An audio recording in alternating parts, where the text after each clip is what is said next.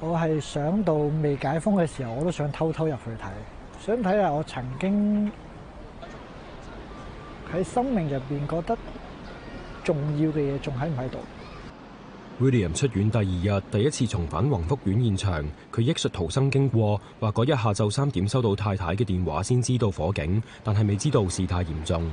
我冇聽到警鐘，同埋喺現場屋企係見唔到有煙，亦都冇話有聲嘅。我冇留意到出邊係鼻青白藍，咁所以我就慢慢去換好衫就打開門走啦。當我打開門嗰下咧，嗰個煙係得好得面，哇！一下已經冚入嚟，眼前一刻就已經係咳啦。佢即刻閂門，再通知太太。而家都黑掹掹啦，成間屋都係煙，唯有等啲消防員救咯。你出咗嚟，你第一時間要通知我啊！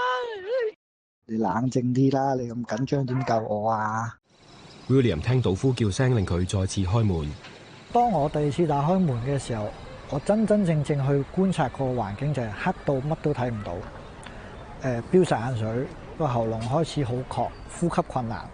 我打開手機去用嗰個燈，發覺我淨係望到個燈之外，我係照唔到自己。咁然後聽到有嗌聲，我就不停咁去用叫聲去回應佢。我好彩，好快去捉到佢，就拉咗佢哋入屋。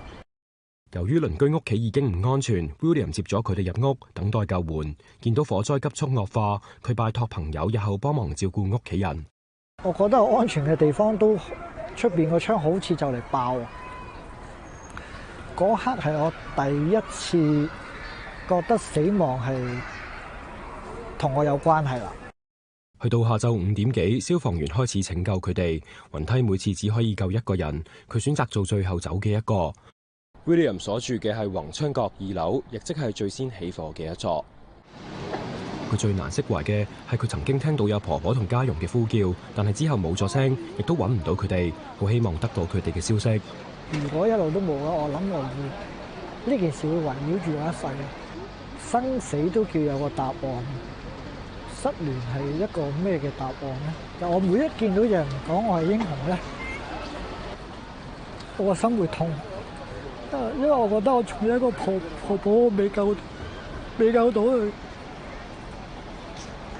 我唔應該喺咁艱難嘅時候去話我係英雄，係好諷刺，係好羞恥嘅一件事。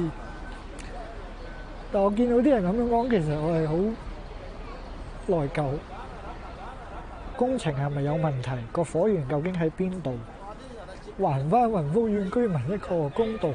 你俾一個願望我，就話俾翻屋企我咯。你問我想要咩，俾翻屋企我咯。你問我需要咩，俾翻屋企我。宏福苑嘅居民咯，無論你依家喺度或者唔喺度，你嘅親人喺度或者唔喺度都好，努力生活落去咯。其實我都用晒畢生嘅積蓄去買一層樓，咁我都咁辛苦成日樓供完啦，依家跟住又要俾維修費，維修費嗰度我又俾咗18萬啦，差唔多。我已經冇晒錢，同埋我個單親嘅媽媽嚟嘅，大佬我已經冇晒錢，你依家燒壞我間屋，我可以做得啲乜嘢啊？所有網上嘅呢啲不確嘅言論，煽動對政府或者對國家憎恨嘅言論，目標只係一個，就係想危害我哋國家安全。